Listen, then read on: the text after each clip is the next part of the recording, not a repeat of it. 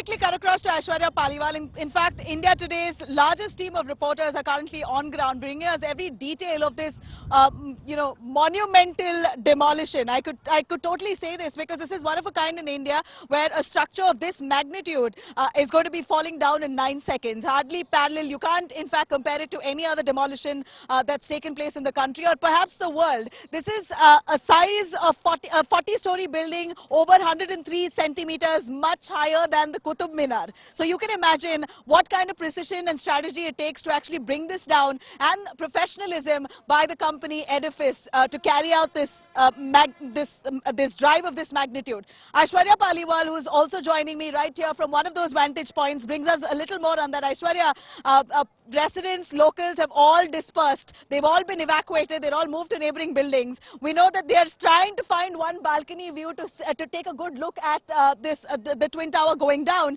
But as much as they look at this as a spectacle, they're also very worried if the impact of this demolition would really cause some kind of cracks or damage to their own building and their own property that they've invested crores in.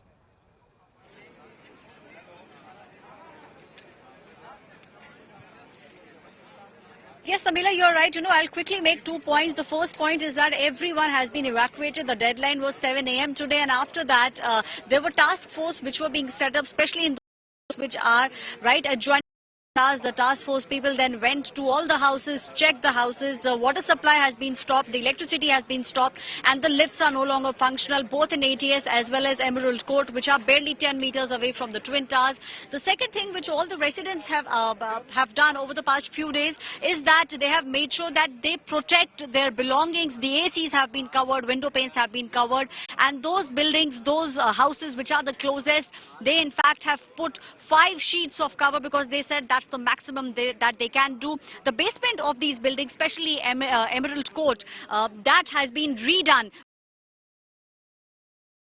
built because there is a very palpable fear, a fear of the vibrations, leading to. So on one hand, the residents are very are happy that these twin.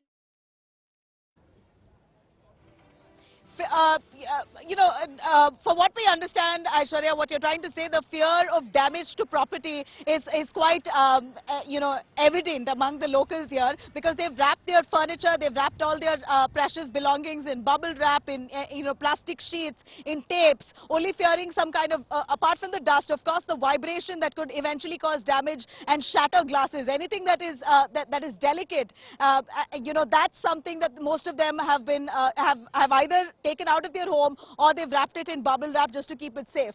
And more importantly, in fact, every apartment here, Aishwarya, have ACs, and the AC ducts are all outside. So the ACs are the most important here, which they fully wrapped, because if once the demolition happens, it will be the dust that will be really difficult to deal with. I'm also dreading now. I need to get a mask for myself, because if that happens, I can only imagine what kind of dust will prevail. It will take a little while for it to settle down. So the ACs might face severe damage. You've got to get your ACs checked post this demolition, is what locals here, RWAs, have also suggested and advised. Now let me quickly cut across to Palumi Saha, who's right now joining me from the studio to give us an understanding of this entire demolition that will be taking place, decoded word by word, what's to expect, what's going to happen.